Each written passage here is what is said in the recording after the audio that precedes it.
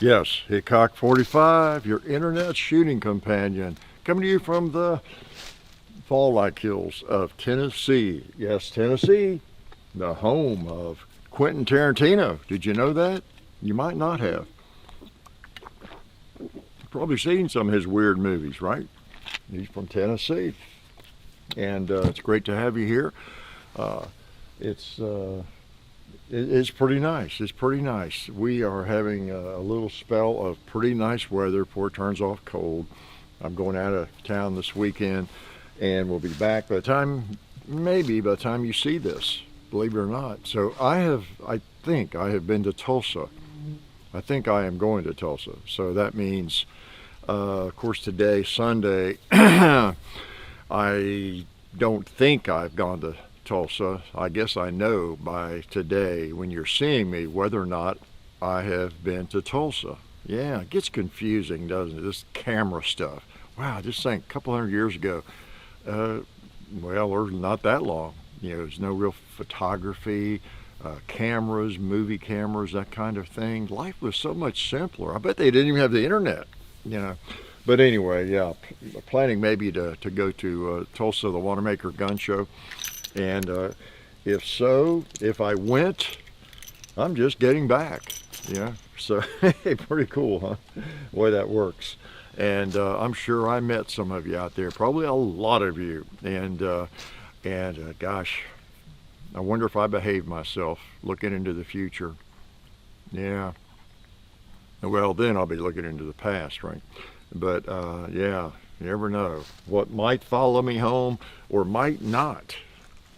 So, yeah, who knows what the future brings. We just don't know. Even though for you all the future has already happened for me, right now it has not happened.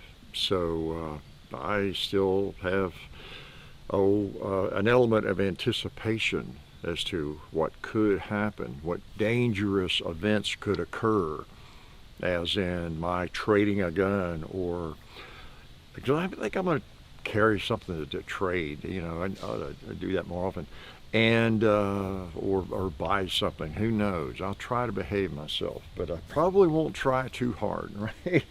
So anyway, glad you're here, and you might have noticed this is my Dirty Harry Model 29, 6.5 inch, 44 mag. I really like it. It won the battle of the last 44 Magnum I'd ever sell.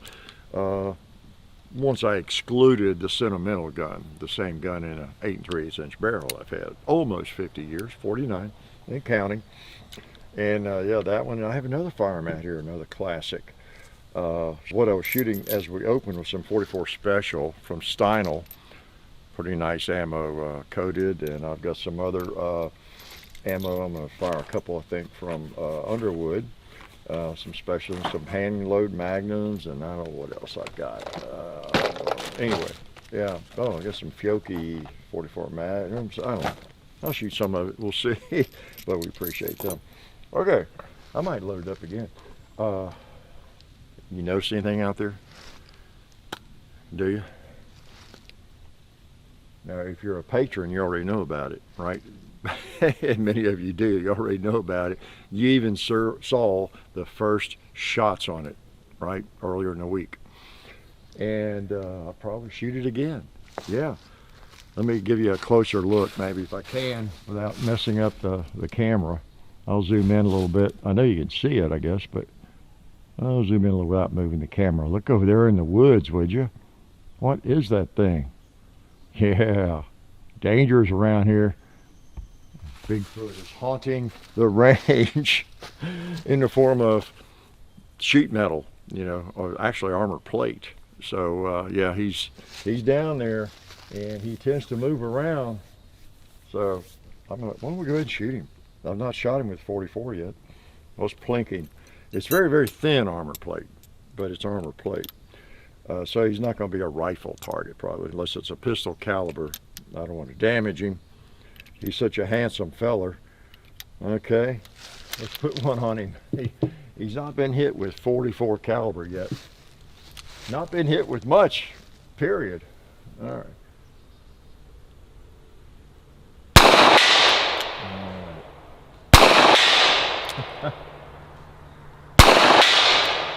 Nice. Oh, Bigfoot. Sweet, sweet, sweet.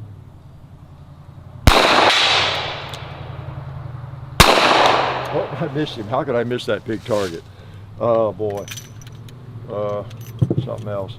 I told the story over on the Patreon. A viewer from up in Kentucky had a sheet of armor plate. It was supposed to, I think it was meant to go in the bottom of Humvees. He did some contract work with them maybe or something in the military, I'm not sure. But that's what it was, very thin, 3/16, and or less.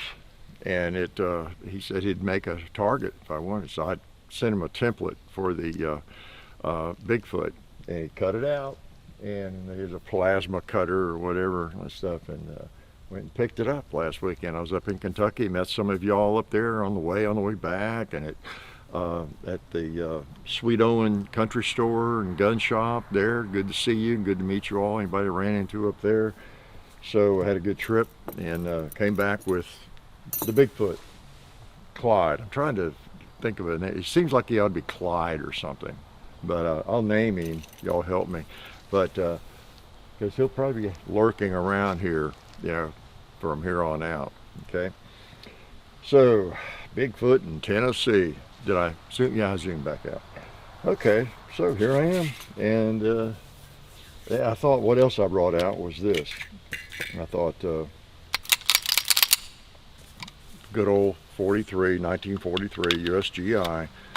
Since Saturday was Veterans Day, I thought, man, I need to shoot this some more. I took it up there to shoot Kentucky, and as well as the 29 here. And we shot out on the range of the fellow that made the target, and it was a real windy day and everything. We took some shots out there, and I took this up there, and it hadn't really cleaned it up well. I thought I'll just not clean it well until after I do the Sunday shoot around. I like to shoot it some more and enjoy it a little bit before I do it, because I do a really fairly detailed cleaning of historical firearms like this. So let's shoot it, want to? All right.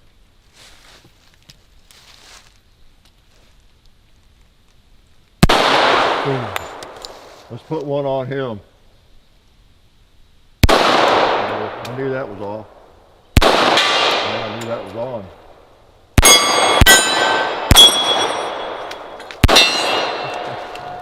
Yep. 1943, that's been a while, hasn't it? I don't think this thing's ever malfunctioned. I shouldn't say that out loud. I don't shoot it a whole lot, but I shoot it occasionally, mostly on video. I mean, firearms like this, my really, I don't know, treasured antiques or, older,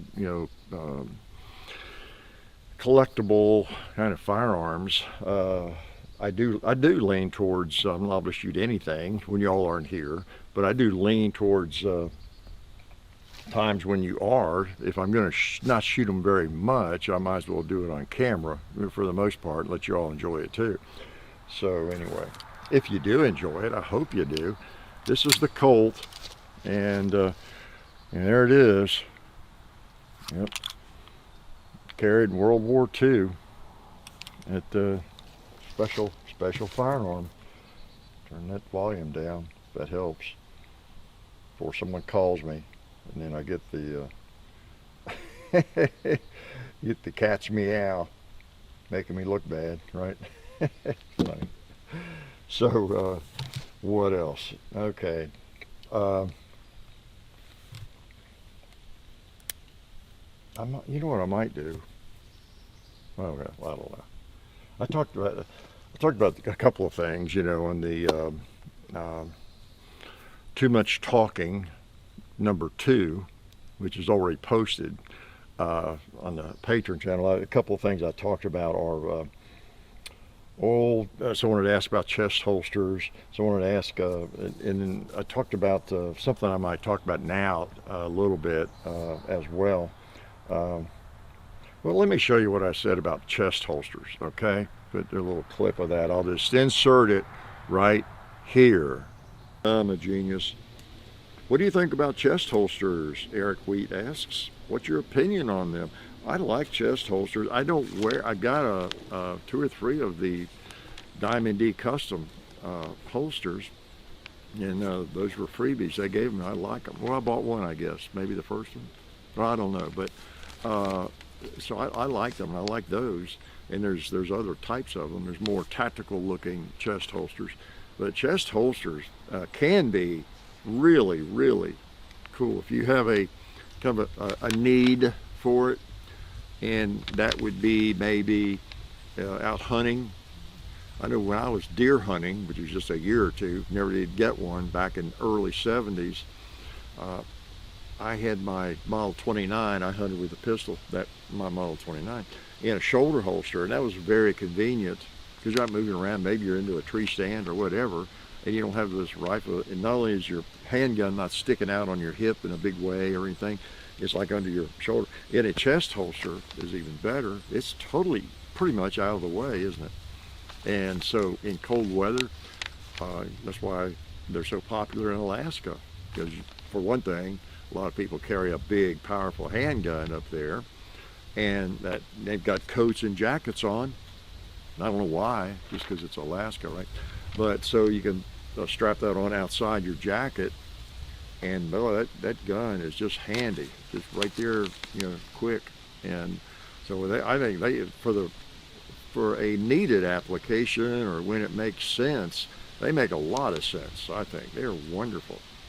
Just really, even, and of course, when you're not in a rural area, you're not in Alaska, or you're not hunting or at hunting camp, or you're, I don't know, somewhere where there's a lot of people out carrying guns and hunting or whatever. If you're downtown Chattanooga, or Nashville, I think it might be frowned upon if you got a big gun in a chest holster, or anywhere where open carry is legal, like it is in a lot of places. Having a firearm on your hip is kind of common, these days. But a big chest holster, you might get a second look. It'd still be legal, right? But anyway, I think they're wonderful if you got especially a larger handgun that you want out of the way, and you want it handy. Hard to beat. Yeah, there's my answer. I can't even make put together a brief answer for a simple question, can I? Yeah.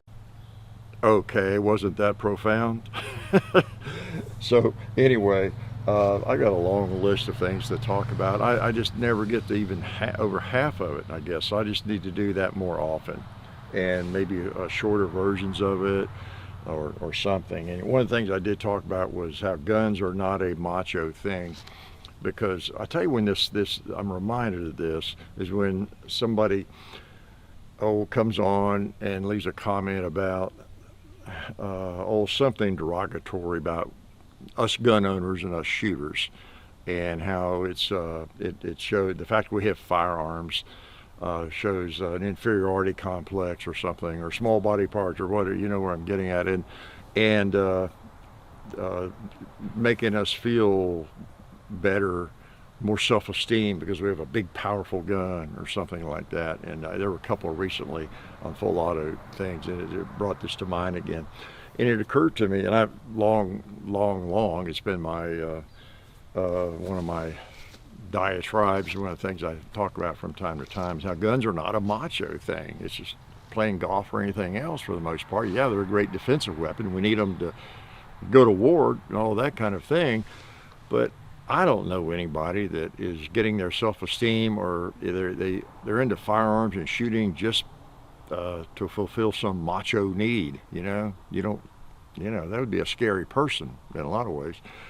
But thinking even further on that, on comments like that, it tells you something about people that make those comments and say those things, however rude. Mostly they're really rude, insulting to us.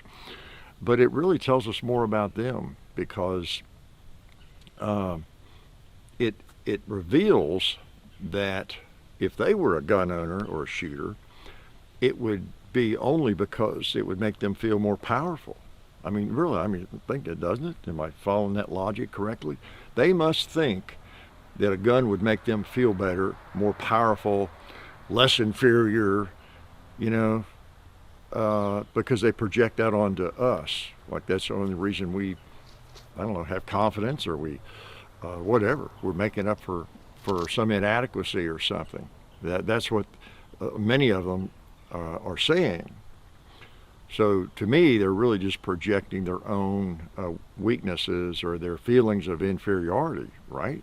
I mean, if they think a gun makes us feel powerful, more macho or something, they must be the ones with problems because I don't know anybody that is, again, shooting and owning guns, collecting guns for that reason. You know, it's a hobby, a very interesting hobby. My gosh, think think about it. Especially guys, don't mean to be sexist, but guys tend to be more interested in mechanical things and machinery and working on cars and breaking open and breaking apart an engine and rebuilding. How many women do you know are in the business of overhauling engines, for example? There are some, I'm sure.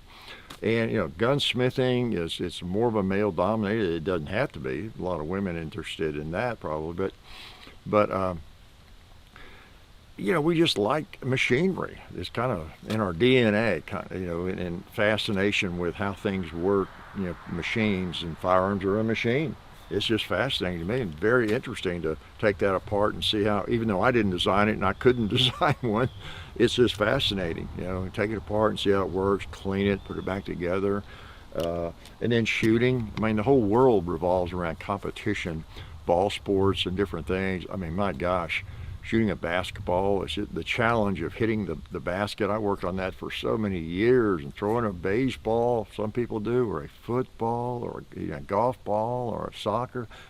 All the things we do as humans, that's something else that must be in our DNA. You know, trying to hit a target, hit something with a ball, or kick it, throw it, whatever, shoot it, you know. So anyway, all those things just make sense that firearms would be, and then not to speak of for defensive purposes, as an equalizer, you know. Um, so, you know, it just makes sense why we would have interest in firearms, you know. That doesn't have to be a macho thing or making up for some weakness. You know, I mean, I might be fairly weak-minded, but I don't think being a firearms enthusiast offsets any of that. If anything, it just reveals it more, right? Because I'm on camera so much. But anyway, that's just one of the things I talk about. Okay, what else? Let me shoot something. Let me shoot this thing again. Since I got it dirty, and I got a bunch of mags. Uh, I always feel bad when I use a new mag in these things, but I don't have that many like they're from the era, and I don't want to wear them out anyway, so I don't worry about it. All right.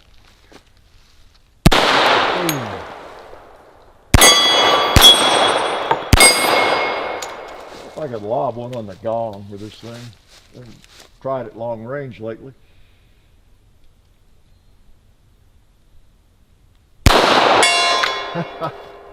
That's sweet. I mean, it has terrible sights, of course. You almost can't see them.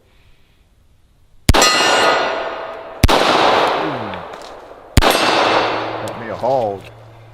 Yeah, that's a beauty. That really is.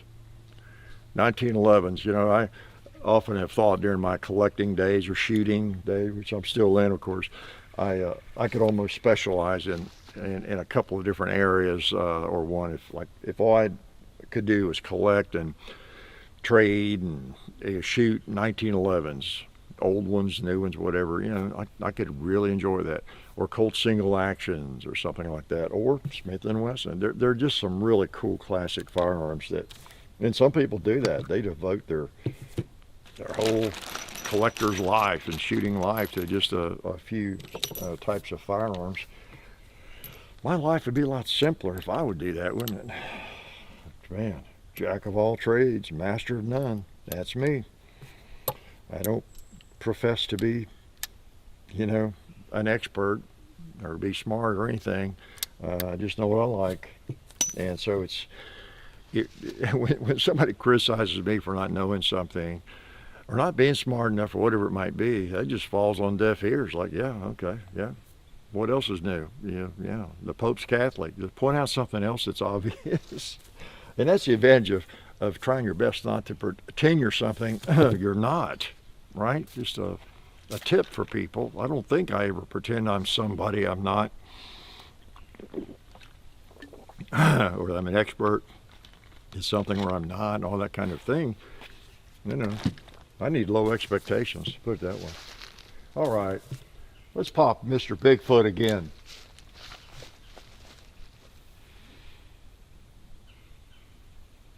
All right, 44 mag, hand load. Let him know we're here. Cool. Let's try that buffalo over there. Boy, light trigger. I wasn't quite on it yet.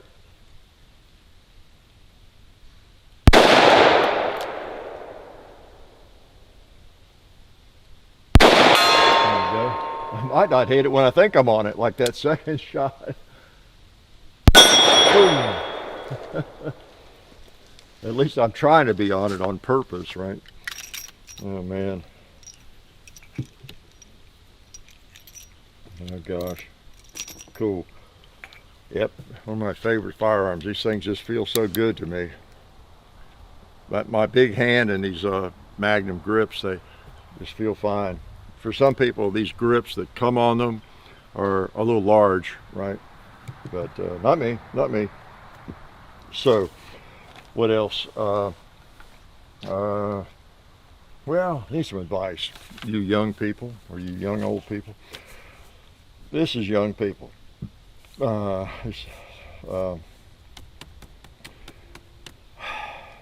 You young people, especially in college, whatever. How about this for being a revolutionary, a rebel? Defy, I can't believe I'm giving this advice, but defy your teachers. Any adult who is trying to indoctrinate you with craziness, or what seems like it might be craziness, just doesn't smell right, you know? And the longer you're around, the better a gut feeling you get about things like that. Anybody who is really kind of on the edge and extreme, they're an activist.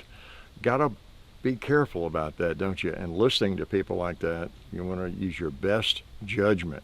Your best judgment. I mean, so much. I mean, for one thing,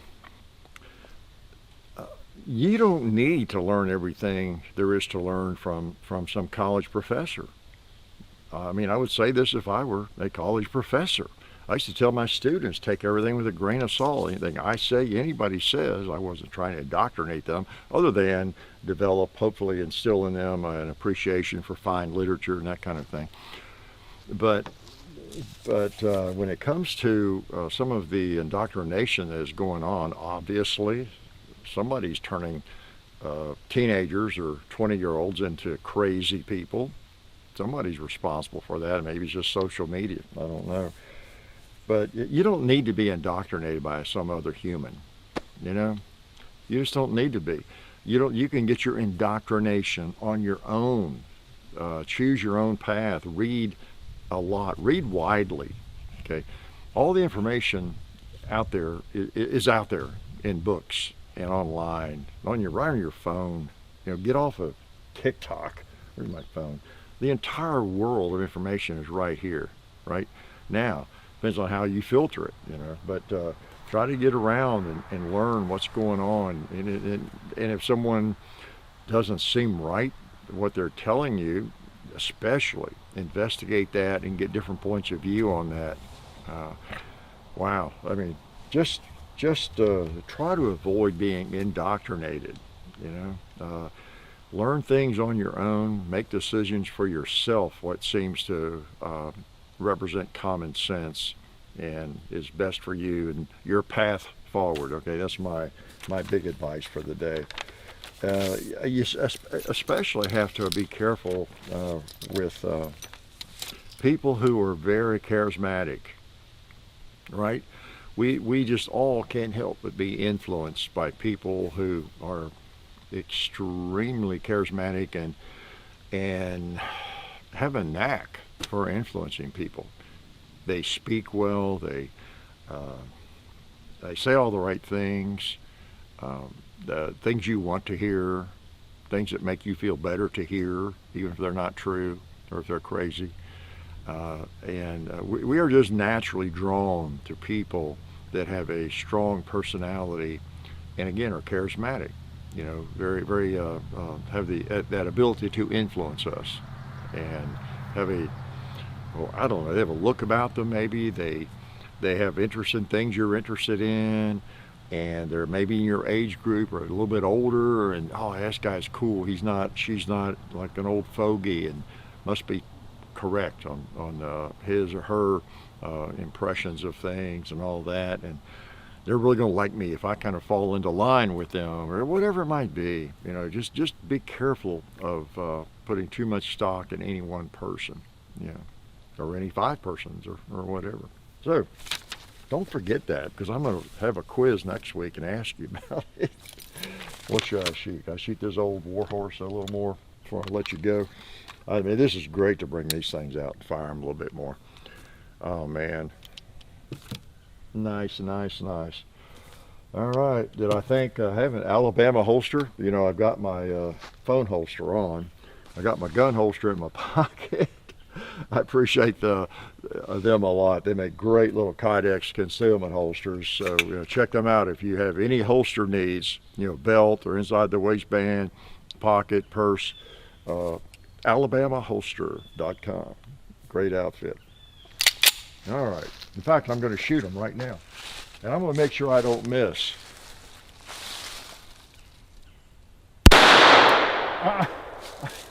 Look at that. I did. I hit right there. I was trying to hit the stake. Oh, that's because I was so close. That's what you get, right? Oh, I'm going to put another one on Clyde down there, or whatever his name is. If you have a recommendation, let me know.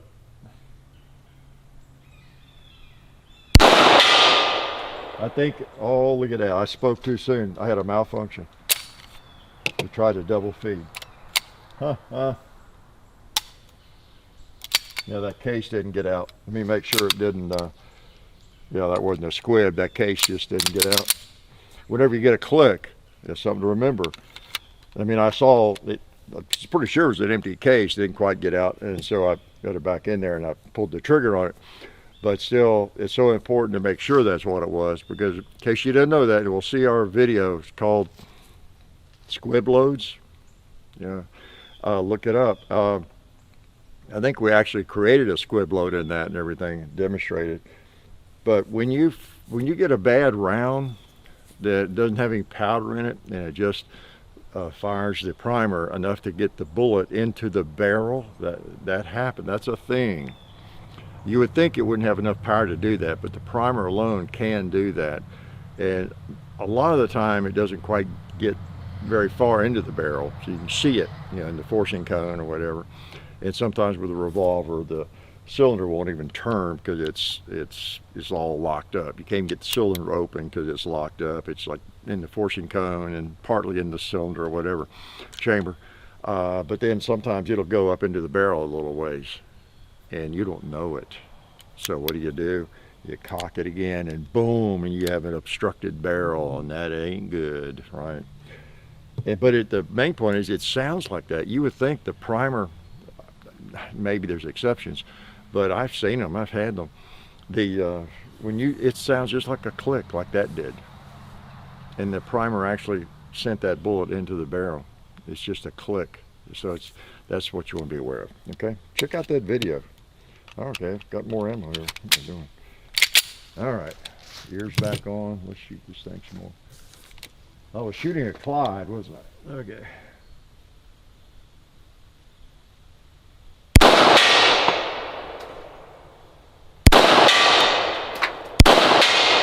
Oh, Clyde. What a dude. And the last one, he got a green 2-liter. Oh, man. So, I'll let you go. And, like I said, if you just have to have more talking, there's more talking over there. And maybe I'll link to that. But I appreciate you coming out on this beautiful Sunday. And weather's supposed to change, so I'm gonna be out here freezing probably, but that's okay. I'm gonna come out and shoot either way. So whether y'all are here or not, at least once a week. So what I do, as I've told you through the years, is I pick out the day of the week that's not so bad, whatever day that might be. There's still people that think I'm out here on Sunday morning in the dark somehow doing the video. So funny. But it's the main goal was to have a timely visit with you all and to do some shooting I want to do. So, any time that week, of course, is pretty timely. And so that's what I do. And it happens, I've been really lucky every week so far. There's been a day that wasn't like horrible. And it might happen that it's not going to, be a good day. I think I did do one in the house, a time or two. I chose not to shoot in the house, maybe. And I can always do that, but or the barn if I get cleaned up. But yeah, I follow the weather as I always do. When you're in business of doing videos outdoors, you're always keeping track of the weather, what it's going to be. It's rainy, it's going to be cloudy, which is a great day to do videos. Like right now, cloudy is good always. And so I know what at least they're saying the weather is going to be. And they're usually pretty close on the temperature. They're not always right on when it's going to rain and that sort of thing, but they're usually not too far off on temperatures. And so I look ahead and I say, yeah, it looks like Wednesday. It looks like Friday's going to be the best day. It could even be Monday or Tuesday, but there's going to be a day that week that's not as bad, even in January, February, in my experience. So anyway. You didn't care about that, but I told you anyway. So again, really appreciate y'all watching and your support. It's just great to shoot and enjoy firearms. It's a great hobby. I'm going to Tulsa. A friend of mine's going with me, and I'm sure I saw a lot of you there and saw a lot of cool guns. It is a gun show. I don't always buy. I left there, believe it or not, from that show without buying anything. I've also left with 2 guns before, so you just never know. But it's a great show. Wow, all the old guns and new guns. And I mean, if you are looking for like an M1 carbine or an A3 Springfield or 1886 Winchester, or Model 92 Winchester, all those classic American guns, it's an incredible place to see them. Because there will be, unlike most gun shows where maybe there's 1 there if you're lucky or 2, at this show you would have maybe 100 to choose from of any one of those I mentioned, for example, 50 or something. So, but again, if you're not looking for something to buy, it's still a great show just to see them and see there's like a Ruger collection there usually set up, like with all the Rugers and all the Remington nylon 22s. There's somebody or a couple of somebodies that collect those, and they're like every model, and so that sort of thing too. But anyway, I'm sure I saw some of you there, and I hope to see you next week. Was there anything I'm forgetting about? I guess not. The Yellow Jackets are about ready to get me. They shouldn't sting me. Why? Why should they be nice to me? They've got to look upon John and me as gods. I mean, wouldn't you think, the way we feed them? So I don't know why they're up here buzzing around. They should be down there, where those 2 liters are. We'll see a 2-liter bottle. I come in here tomorrow. Usually wait till the next day to pick up things. And I mean, there may be like 200 of them in one of those 2 liters, believe it or not, and they're all dead. So that's a tip. Started to say youngsters. That's a tip that maybe you want to be careful what you drink. You might want to consider just plain water too, because it is a killer for them. It's probably not healthy. Well, I know it's not healthy at all. I mean, it's unhealthy for us too. Doesn't mean it's going to kill us the next day, but it does the Yellow Jackets. Yep, it does. So I guess they die happy, yeah, but it's usually the end of them once they get in that bottle. I don't think it's because they can't get out, because I mean they can be ripped open dramatically, and there'll still be a ton of them in there gone and dead. Gone was a euphemism for dead, right? And they could have gotten out.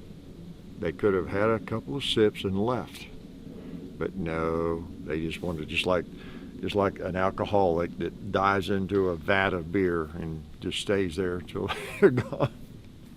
Okay, I'll talk to you later. Good to see you. Hope to see you next Sunday. Life is good.